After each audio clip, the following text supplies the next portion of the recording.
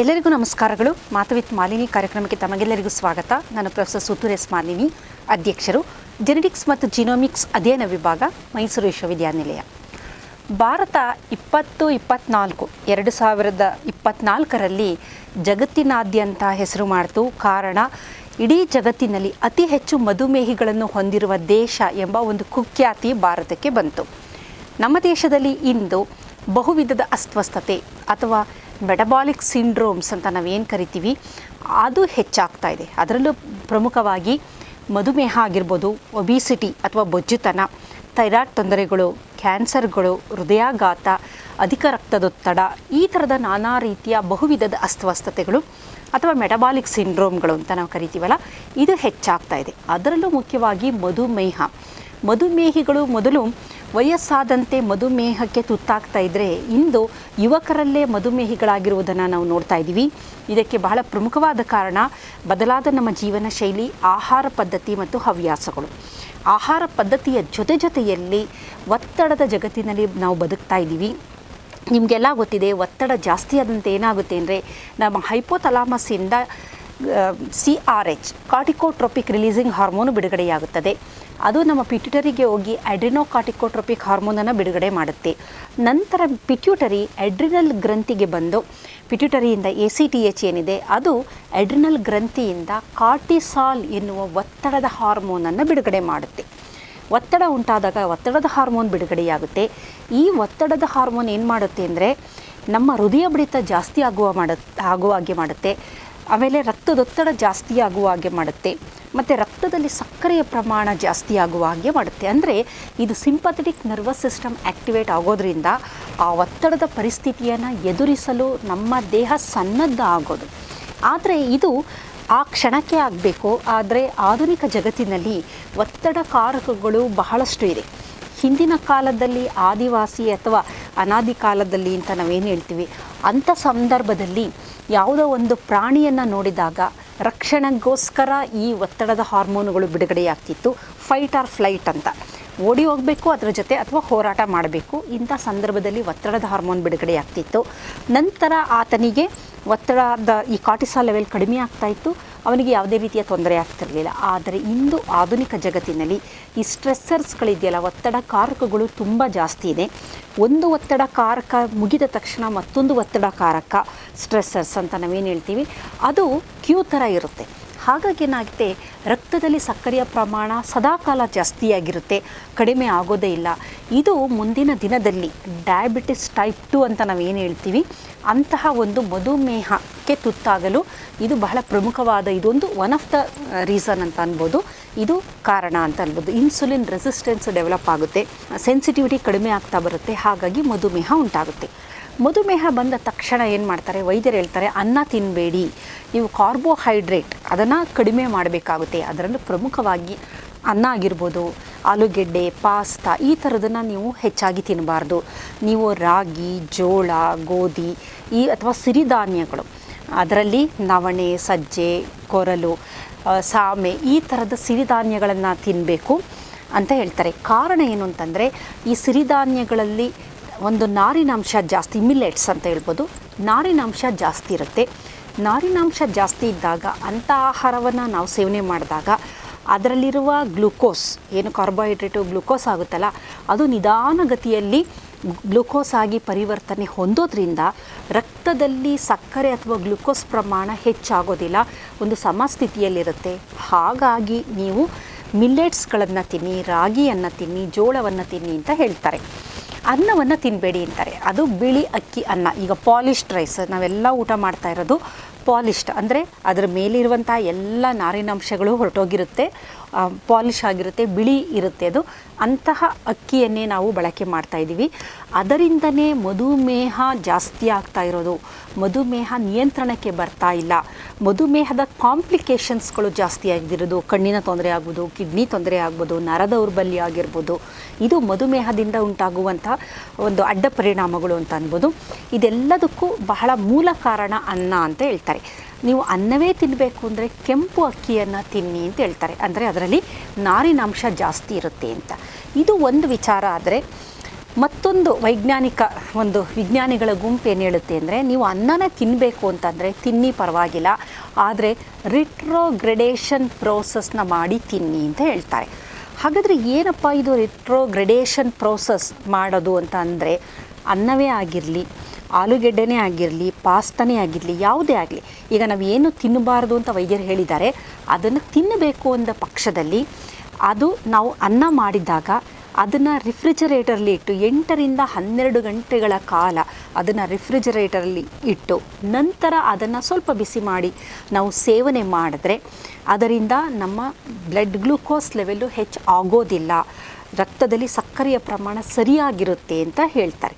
ಹಾಗಾದರೆ ಏನು ಇದು ವೈಜ್ಞಾನಿಕವಾಗಿ ಯಾವ ಥರ ಆಗುತ್ತೆ ಈ ರಿಟ್ರೋಗ್ರೆಡೇಷನ್ ಪ್ರೋಸೆಸ್ ಅಂತ ನಾವು ನೋಡೋದಾದರೆ, ಅನ್ನ ಆಗ್ಬೋದು ಅಥವಾ ಆಲೂಗೆಡ್ಡೆ ಆಗ್ಬೋದು, ಪಾಸ್ತಾ ಆಗ್ಬೋದು, ಈ ಥರದ ಕಾರ್ಬೋಹೈಡ್ರೇಟ್ಗಳನ್ನು ನಾವು ಬಿಸಿ ಮಾಡಿದಾಗ ಏನಾಗುತ್ತೆ ಅಂದರೆ, ಈ ಅಕ್ಕಿಯಲ್ಲಿ 2 ಥರದ ನಾವು ಅಂಶಗಳನ್ನು ನೋಡ್ತೀವಿ. ಅಮೈಲೋಸ್ ಮತ್ತು ಅಮೈಲೋಪೆಕ್ಟಿನ್ ಎನ್ನುವುದು. ಇವು ಅಮೈಲೋಸ್ ಅನ್ನೋದು ನೇರ ಒಂದು ಸರಪಳಿಯಲ್ಲಿರೋದು, ಅಮೈಲೋಪೆಕ್ಟಿನ್ ಅನ್ನೋದು ಶಾಖೆಗಳನ್ನ ಹೊಂದಿರೋದು, ಬ್ರ್ಯಾಂಚ್ಡ್ ಅಂತ ಕರಿತೀವಿ. ಇವು ಗ್ಲೂಕೋಸ್ ಮಾಲಿಕ್ಯೂಲ್ಗಳಿಂದ ಮಾಡಲ್ಪಟ್ಟಿರುವಂತಹ ಒಂದು ಸ್ಟ್ರಕ್ಚರ್ ಇದು.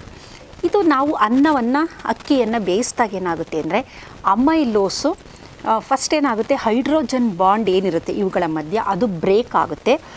ನೀರಿನ ಅಂಶ ಈ ಅನ್ನದ ಒಳಗಡೆ ಸೇರಿಕೊಳ್ಳುತ್ತೆ. ಅನ್ನದ ಒಳಗಡೆ ಸೇರಿಕೊಂಡು ಹೈಡ್ರೋಜನ್ ಬಾಂಡನ್ನು ಬ್ರೇಕ್ ಮಾಡುತ್ತೆ. ಅಮೈಲೋಸು ಅದು ಹೊರಗಡೆ ಬರುತ್ತೆ. ಹೊರಗಡೆ ಬಂದು ಅದೇನಾಗುತ್ತೆ, ಜೆಲಾಟಿನ್, ಅದಕ್ಕೆ ನೋಡಿ ಅದೆಲ್ಲ ಬ್ರೇಕ್ ಆಗೋದ್ರಿಂದ ಏನಾಗುತ್ತೆ, ಅದು ಬಹಳ ಸ್ಮೂತ್ ಆಗಿಬಿಡುತ್ತೆ. ಅದನ್ನು ನಾವು ತಿಂದ ತಕ್ಷಣ ಏನಾಗುತ್ತೆ ಅಂದರೆ ಜೀರ್ಣ ಆಗಿಬಿಡುತ್ತೆ. ಜೀರ್ಣ ಆದಾಗ ಅದರಲ್ಲಿರುವ ಗ್ಲೂಕೋಸು ಸಕ್ಕರೆ ಅಂತ ನಾವೇನು ಹೇಳ್ತೀವಿ ಅದು ರಕ್ತದಲ್ಲಿ ಶೂಟಪ್ ಆಗಿಬಿಡುತ್ತೆ. ಸ್ಪೈಕ್ ಅಂತ ಅಂತೀವಲ್ಲ, ಗ್ಲೈಸಮಿಕ್ ಇಂಡೆಕ್ಸ್ ಅಂತ ಕರಿತೀವಿ, ಅದು ಸ್ಪೈಕ್ ಆಗಿಬಿಡುತ್ತೆ. ಹಾಗಾಗಿ ಅನ್ನವನ್ನು ಸೇವನೆ ಮಾಡಬೇಡಿ ಅಂತ ಹೇಳ್ತಾರೆ. ಇದು ನಾರ್ಮಲ್ ಆಗಿ ನಡೆಯುವಂತಹ ಪ್ರೋಸೆಸ್ಸು. ರಿಟ್ರೋಗ್ರೆಡೇಷನ್ ಅಂತ ನಾವು ನೋಡೋದಾದರೆ, ಈ ಒಂದು ಪ್ರಾಸೆಸ್ ಆಗಬೇಕಾದ್ರೆ ಅವರು ಹೇಳ್ತಾರೆ, ಅನ್ನವನ್ನು 8ರಿಂದ 12 ಗಂಟೆಗಳ ಅವಧಿಯಲ್ಲಿ ನೀವು ತಣ್ಣಗಿರುವ ಹಾಗೆ ಅದನ್ನು ಮಾಡಿ ಅಥವಾ ರೆಫ್ರಿಜರೇಟರ್ನಲ್ಲಿ ಇಡಿ, ಆ ನಂತರ ಅದನ್ನು ಸೇವನೆ ಮಾಡಿ ಅಂತ. ಅವಾಗೇನಾಗುತ್ತೆ, ರೆಫ್ರಿಜರೇಟರ್ನಲ್ಲಿ ಇಟ್ಟಾಗ ಅದು ಕೂಲ್ ಆದಾಗ ಏನಾಗುತ್ತೆ, ಅದರಲ್ಲಿರುವ ನೀರಿನಂಶ ಹೊರಗೆ ಬರುತ್ತೆ, ಒಳಗಡೆ ಹೋಗಿರೋ ಅಂಥದ್ದು. ಬ್ರೇಕ್ ಆಗಿದೆಯಲ್ಲ ಹೈಡ್ರೋಜನ್ ಬಾಂಡು, ಅದು ಪುನಃ ಅದು ಕೂಡ್ಕೊಳ್ಳುತ್ತೆ. ಅದರ ಜೊತೆ ಅಮೈಲೋಸು ಒಳಗಡೆ ಹೋಗುತ್ತೆ, ಅಮೈಲೋಸು ಹೋಗುತ್ತೆ, ಹೈಡ್ರೋಜನ್ ಬಾಂಡ್ ಫಾರ್ಮ್ ಆಗುತ್ತೆ. ಅವಾಗೇನಾಗುತ್ತೆ, ಅದರ ಸ್ಟ್ರಕ್ಚರು ಬೇರೆ ಆಗುತ್ತೆ. ಆ ಕ್ರಿಸ್ಟಲಿನ್ ಅದರ ಸ್ಟ್ರಕ್ಚರ್ ಏನಿದೆ ಅದು ಬೇರೆ ರೀತಿಯಲ್ಲಿ ಫಾರ್ಮ್ ಆಗೋದ್ರಿಂದ, ಮೊದಲು ಬೇರೆ ಥರ ಇತ್ತು, ಈಗ 2ನೆಯ ಬಾರಿ ಫಾರ್ಮೇಷನ್ ಆಗುತ್ತಲ್ಲ ಅವಾಗ ಬೇರೆ ರೀತಿ ಆಗೋದ್ರಿಂದ ಅದು ಮೊದಲಿನ ಒಂದು ಗುಣವನ್ನು ಕಳ್ಕೊಂತು. ಇವಾಗ ಅದೇನಾಯಿತು ಅಂದರೆ ರೆಸಿಸ್ಟೆಂಟ್ ಸ್ಟಾರ್ಚ್ ಅಂತ ಇನ್ನೊಂದು ಫಾರ್ಮಿಗೆ ಬರುತ್ತೆ. ಮೊದಲಿದ್ದಿದ್ದು ರೆಸಿಸ್ಟೆಂಟ್ ಅಲ್ಲ, ಅದು ತಕ್ಷಣ ಅದು ಸುಲಭವಾಗಿ ಡೈಜೆಸ್ಟ್ ಆಗಿ ಅದು ನಮ್ಮ ಸಕ್ಕರೆ ಪ್ರಮಾಣ ರಕ್ತದಲ್ಲಿ ಜಾಸ್ತಿ ಆಗ್ತಿತ್ತು. ಆದರೆ ಅದನ್ನು ನಾವು ತಣ್ಣಗೆ ಮಾಡಿದಾಗ ಏನಾಗುತ್ತೆ ಅಂದರೆ ಪುನಃ ಏನೇನು ಬ್ರೇಕ್ ಆಗಿರುತ್ತೆ ಅದೆಲ್ಲ ಇನ್ನೊಂದು ಸಲ ಹೊಸದಾಗಿ ನಿರ್ಮಾಣ ಆಗುತ್ತೆ. ಮಾಡಿದ ನಂತರ ಅದನ್ನು ನಾವು ಸೇವಿಸಿದಾಗ ರೆಸಿಸ್ಟೆಂಟ್ ಸ್ಟಾರ್ಚ್ ಇರುತ್ತದು. ಅದು ಈ ಮಧುಮೇಹಿಗಳಿಗೆ ಉತ್ತಮ. ಮಧುಮೇಹಿಗಳು ಮಾತ್ರ ಅಲ್ಲ, ಎಲ್ಲರಿಗೂ ಈ ಥರದ ಆಹಾರ ಅತ್ಯುತ್ತಮ ಅಂತ ವೈದ್ಯರು ಹೇಳ್ತಾರೆ.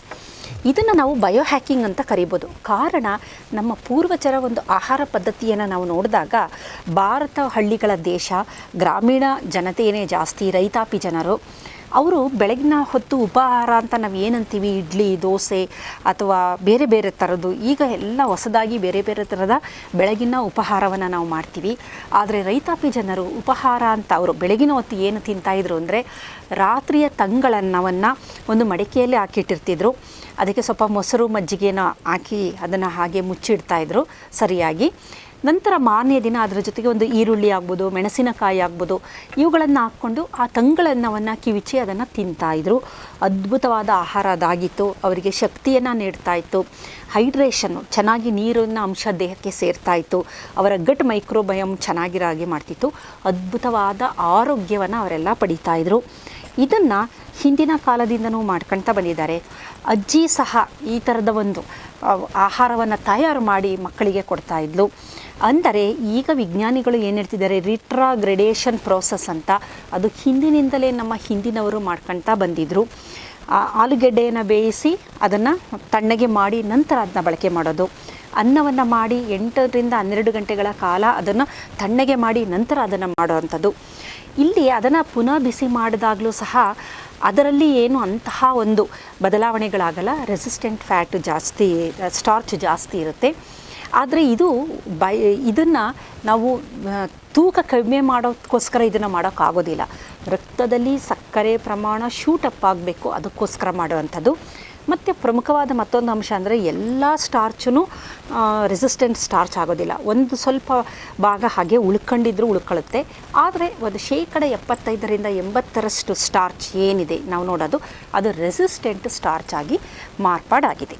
ಹಾಗಾದರೆ ಈ ರೆಸಿಸ್ಟೆಂಟ್ ಸ್ಟಾರ್ಚಿಂದ ಏನು ಉಪಯೋಗ ಅಂತ ನಾವು ನೋಡೋದಾದರೆ, ಸಾಮಾನ್ಯವಾಗಿ ನಾವು ಆಹಾರ ಸೇವನೆ ಮಾಡಿದಾಗ ಆಹಾರದಲ್ಲಿ ಅದೇನಾಗುತ್ತೆ, ತುಂಬ ಸುಲಭವಾಗಿ ಅದು ಜೆಲಾಟಿನ್ ಆಗಿರುತ್ತೆ. ಅನ್ನವನ್ನು ಬೇಯಿಸಿದಾಗ ನಾವು ಸೇವನೆ ಮಾಡಿದಾಗ ಏನಾಗುತ್ತೆ ಅಂದರೆ ನಮ್ಮ ಕರುಳಿಗೆ ಹೋಗಿ ಅಲ್ಲಿ ಅದು ಚೆನ್ನಾಗಿ ಅಮೈಲೇಸ್ ಅಂತ ಇದೆ. ಈ ಅಮೈಲೇಸ್ ಏನು ಮಾಡುತ್ತೆ, ಅದನ್ನು ಸಂಪೂರ್ಣ ಡೈಜೆಸ್ಟ್ ಮಾಡಿಬಿಡುತ್ತೆ. ದೇಹ ಅದನ್ನು ಹೀರಿಕೊಂಡು ರಕ್ತದಲ್ಲಿ ಸಕ್ಕರೆ ಪ್ರಮಾಣ ಜಾಸ್ತಿ ಆಗುತ್ತೆ. ಈ ರೆಸಿಸ್ಟೆಂಟ್ ಸ್ಟಾರ್ಚ್ ಆದಾಗ ಸಣ್ಣ ಕರುಳಿನಲ್ಲಿರುವ ಅಮೈಲೇಸು ಸಂಪೂರ್ಣವಾಗಿ ಅದನ್ನು ಡೈಜೆಸ್ಟ್ ಮಾಡೋದಕ್ಕೆ ಆಗೋದಿಲ್ಲ. ಸ್ವಲ್ಪ ಭಾಗ ಅದು ದೊಡ್ಡ ಕರುಳಿಗೆ ಹೋಗುತ್ತೆ, ಕೊಲಾನ್ ಅನ್ನುವ ಜಾಗಕ್ಕೆ ಹೋಗುತ್ತೆ. ರೆಸಿಸ್ಟೆಂಟ್ ಸ್ಟಾರ್ಚ್ ಆಗಿರುತ್ತೆ. ಅಲ್ಲಿಗೆ ಹೋದಾಗ ನಮ್ಮ ದೊಡ್ಡ ಕರುಳಿನಲ್ಲಿ ಗಟ್ ಮೈಕ್ರೋಬಯೋಮ್ ಅಂತ ಕರಿತೀವಿ. ಮೈಕ್ರೋಬಯೋಮ್ ಸಣ್ಣ ಕರುಳಿನಲ್ಲೂ ಇರುತ್ತೆ, ದೊಡ್ಡ ಕರುಳಿನಲ್ಲೂ ಇರುತ್ತೆ. ಈ ರೆಸಿಸ್ಟೆಂಟ್ ಸ್ಟಾರ್ಚನ್ನು ಏನು ಮಾಡುತ್ತೆ ಅಂದರೆ, ಈ ಮೈಕ್ರೋಬಯೋಮ್ಗಳೇನು ಮಾಡುತ್ತೆ, ಅದನ್ನು ಬಳಕೆ ಮಾಡಿಕೊಂಡು ಅದರಿಂದ ಹಲವಾರು ಬಿ ಕಾಂಪ್ಲೆಕ್ಸ್ಗಳಾಗಿರ್ಬೋದು, ಇದರ ಜೊತೆಯಲ್ಲಿ ಅದು 3 ಸ್ಮಾಲ್ ಚೈನ್ ಫ್ಯಾಟಿ ಆ್ಯಸಿಡ್ಗಳನ್ನು ಬಿಡುಗಡೆ ಮಾಡುತ್ತೆ. ಇವುಗಳ ಪ್ರಮುಖ ಕಾರ್ಯ ಏನು ಅಂದರೆ, ಅದರಲ್ಲಿ ಪ್ರಮುಖವಾದದ್ದು ಅಸಿಟೇಟು, ಪ್ರೊಪಿಯೋನೇಟು, ಬ್ಯೂಟರೇಟು. ಇದರಲ್ಲಿ ಬ್ಯೂಟರೇಟ್ ಅನ್ನೋದಿದೆಯಲ್ಲ, ಅದು ಬಹಳ ಮುಖ್ಯವಾದದ್ದು. ಈ ಬ್ಯೂಟರೇಟ್ ಏನು ಮಾಡುತ್ತೆ ಅಂತಂದರೆ, ಕೊಲಾನ್, ಈ ಒಂದು ಕರುಳಿನ ಗೋಡೆಗಳೇನಿದೆ ಅದನ್ನು ಬಲಯುತವಾಗಿರುವ ಹಾಗೆ ಮಾಡುತ್ತೆ. ಯಾವುದೇ ರೀತಿಯ ಇರಿಟೇಷನ್ ಆಗದೆ ಇದ್ದ ಹಾಗೆ, ಅದನ್ನು ನಾವು ಏನೇ ಆಹಾರ, ಒಂದು ಮಸಾಲೆ ಆಹಾರ ಸೇವನೆ ಮಾಡಿದ್ರೂ ಅದು ಇರಿಟೇಷನ್ ಆಗಬಾರ್ದು, ಆ ಮ್ಯೂಕಸಲ್ ಲೇಯರು ಹಾಳಾಗಬಾರ್ದು, ಆ ಥರ ಅದನ್ನು ಕಾಪಾಡುತ್ತೆ. ಜೊತೆಯಲ್ಲಿ ಈ ಕೊಲಾನ್ ಕರುಳಿನಲ್ಲಿರುವ ಜೀವಕೋಶಗಳಿಗೆ ಶಕ್ತಿಯನ್ನು ನೀಡುವಂತಹ ಕೆಲಸ ಮಾಡುತ್ತೆ. ಜೊತೆಯಲ್ಲಿ ಕರುಳಿನಲ್ಲಿ ಉರಿಯೂತ ಉಂಟಾಗದಿದ್ದ ಹಾಗೆ ತಡೆಯುವಂತಹ ಪ್ರಕ್ರಿಯೆಯನ್ನು ಈ ಒಂದು ಗಟ್ ಮೈಕ್ರೋಬಯೋಮ್ ಮಾಡುತ್ತೆ. ಯಾವಾಗ ಇದೆಲ್ಲ ನಡೆಯುತ್ತೆ ಅಂತಂದರೆ, ಅದು ರೆಸಿಸ್ಟೆಂಟ್ ಸ್ಟಾರ್ಚ್ ಆಗಿದ್ದಾಗ ಮಾತ್ರ. ಅದು ಬರೀ ನಮ್ಮ ರೆಗ್ಯುಲರ್ ಸ್ಟಾರ್ಚ್ ಆದರೆ ಗಟ್ ಮೈಕ್ರೋಬಯೋಮ್ ಅದನ್ನೇನು ಮಾಡಲ್ಲ. ರೆಸಿಸ್ಟೆಂಟ್ ಸ್ಟಾರ್ಚ್ ಆದರೆ ಅದು ಸಂಪೂರ್ಣವಾಗಿ ಜೀರ್ಣವಾಗದೆ ದೊಡ್ಡ ಕರುಳಿಗೆ ಹೋದಾಗ ಅಲ್ಲಿ ಈ ಒಂದು ಪ್ರಕ್ರಿಯೆ ನಡೆದು ಅದು ಸ್ಮಾಲ್ ಚೈನ್ ಫ್ಯಾಟಿ ಆಸಿಡ್ ಆಗುವಂಥದ್ದನ್ನು ನಾವು ನೋಡ್ತೀವಿ. ಇದು ಅನ್ನದ ಒಂದು ಪ್ರಕ್ರಿಯೆ. ಆದರೆ ಇನ್ನು ನಾವು ಆಲೂಗೆಡ್ಡೆಯನ್ನು ಸಹ ಇದೇ ಒಂದು, ಆಲೂಗೆಡ್ಡೆಯು ಸಂಪೂರ್ಣವಾಗಿ ಸ್ಟಾರ್ಚನೇ, ಅದು ಸಹ ಮಧುಮೇಹಿಗಳು ತಿನ್ನುವ ಹಾಗಿಲ್ಲ. ಹಾಗಾದರೆ ಏನು ಮಾಡಬೇಕು ಅಂತಂದರೆ, ಆಲೂಗೆಡ್ಡೆಯನ್ನು ತಣ್ಣಗೆ ಮಾಡಿ ನಂತರ ಅದಿನ್ನೂ ಚೆನ್ನಾಗಿ ಅದರಲ್ಲಿ ರೆಸಿಸ್ಟೆಂಟ್ ಸ್ಟಾರ್ಚು ಬಿಡುಗಡೆಯಾಗುತ್ತೆ. ಕಾರಣ ಏನಂದರೆ, ಅದರ ಮಾಲಿಕ್ಯೂಲ್ಸ್ಗಳು ಅಮೈಲೋಸು, ಅಮೈಲೋಪೆಕ್ಟಿನ್ ಇನ್ನೂ ದೊಡ್ಡದಾಗಿರುತ್ತೆ. ಹಾಗಾಗಿ ಆ ಸರಪಳಿಗಳು ದೊಡ್ಡದಾಗಿರುತ್ತೆ. ಬಹಳ ಶೀಘ್ರವಾಗಿ ಅದು ರೆಸಿಸ್ಟೆಂಟ್ ಸ್ಟಾರ್ಚ್ ಆಗುತ್ತೆ. ಇದೇ ರೀತಿ ಯಾವ್ಯಾವ ಸ್ಟಾರ್ಚ್ಗಳಿದೆ ಅದನ್ನು ತಕ್ಷಣದಲ್ಲಿ ನಾವು ತಿನ್ನದೆ ಅದನ್ನು 8ರಿಂದ 12 ಗಂಟೆಗಳ ಕಾಲ ಹಾಗೆ ಇಟ್ಟು ಅದನ್ನು ಬಳಕೆ ಮಾಡ್ಬೋದು. ಇಂದು ನಮಗೆ ರೆಫ್ರಿಜರೇಟರ್ ಸೌಲಭ್ಯ ಇರೋದರಿಂದ ರೆಫ್ರಿಜರೇಟರ್ ಒಳಗಡೆ ಅದನ್ನು ಅನ್ನವನ್ನು ಇಟ್ಟು ನಂತರ ಅದನ್ನು ಬಳಕೆ ಮಾಡಿದ್ರೆ ಅಂತಹ ಶುಗರ್ ಅಥವಾ ಗ್ಲೈಸಿಮಿಕ್ ಇಂಡೆಕ್ಸ್ ಜಾಸ್ತಿ ಆಗದಿದ್ದ ಹಾಗೆ ತಡೆಯುತ್ತೆ. ಅಥವಾ ಶುಗರ್ ಲೆವೆಲ್ಲು ರಕ್ತದಲ್ಲಿ ಒಮ್ಮೆ ಶೂಟ್ ಆಗುತ್ತಲ್ಲ, ಅದು ಆಗದಿದ್ದ ಹಾಗೆ ತಡೆಯಬಹುದು. ಹಿಂದಿನ ಕಾಲದಲ್ಲಿ ರೆಫ್ರಿಜರೇಟರ್ ಇಲ್ಲದ ಪಕ್ಷದಲ್ಲಿ ಅವರೇನು ಮಾಡ್ತಾಯಿದ್ರು, ಹಿಂದಿನ ದಿನದ ಅನ್ನವನ್ನು ಸೇವನೆ ಮಾಡ್ತಾಯಿದ್ರು. ಮೊದಲೆಲ್ಲ ಅಂದ್ಕೊಂತಿದ್ರು ಬಡವರು, ಅವರು ರೈತಾಪಿ ಜನರು, ಅವ್ರಿಗೇನೂ ಇಲ್ಲ ಅದಕ್ಕೆ ಅದನ್ನ ತಿಂತಾ ಇದ್ದಾರೆ ಅಂತ. ಆದರೆ ಅದರಿಂದನೇ ಆರೋಗ್ಯ ಅಂತ ಈಗ ವಿಜ್ಞಾನಿಗಳು ಕಂಡುಹಿಡಿದಿದ್ದಾರೆ. ಅಮೆರಿಕದಂಥ ದೊಡ್ಡ ದೇಶದಲ್ಲಿ ಈ ಗಟ್ ಮೈಕ್ರೋಬಯೋಮ್, ಕರುಳಿನಲ್ಲಿರುವ ಬ್ಯಾಕ್ಟೀರಿಯಾಗಳ ಬಗ್ಗೆ ಬಹಳಷ್ಟು ಸಂಶೋಧನೆ ನಡೀತಾ ಇದೆ. ಈ ಬ್ಯಾಕ್ಟೀರಿಯಾಗಳಿಂದಲೇ ನಮ್ಮ ದೈಹಿಕ ಆರೋಗ್ಯ, ಮಾನಸಿಕ ಆರೋಗ್ಯ ನಿರ್ಧಾರ ಆಗುತ್ತೆ ಅಂತ ವಿಜ್ಞಾನಿಗಳು ತಿಳಿಸಿದ್ದಾರೆ. ಅದರಲ್ಲೂ ದೈಹಿಕ ಆರೋಗ್ಯದ ಜೊತೆಯಲ್ಲಿ ನಮ್ಮ ಮೂಡ್ ಆಗಿರ್ಬೋದು ಅಥವಾ ಆಂಗ್ಸೈಟಿ, ಡಿಪ್ರೆಷನ್ನು, ಇಂತಹ ಮನೋದೈಹಿಕ ಕಾಯಿಲೆಗಳು, ಮನೋರೋಗಗಳಿಗೂ ಈ ಗಟ್ ಮೈಕ್ರೋಬಯೋಮೇ ಕಾರಣ ಇವೇನೆಂದರೆ, ಇದು ವೈವಿಧ್ಯವಾಗಿ ಚೆನ್ನಾಗಿರಬೇಕು. ಗಟ್ ಮೈಕ್ರೋಬಯೋಮ್ ಅಂದರೆ ನಾವು ಒಳ್ಳೆಯ ಆಹಾರ ಸೇವನೆ ಮಾಡಬೇಕು. ಅವುಗಳು ಸೆರೋಟೋನಿನ್ನ ಬಿಡುಗಡೆ ಮಾಡುತ್ತೆ.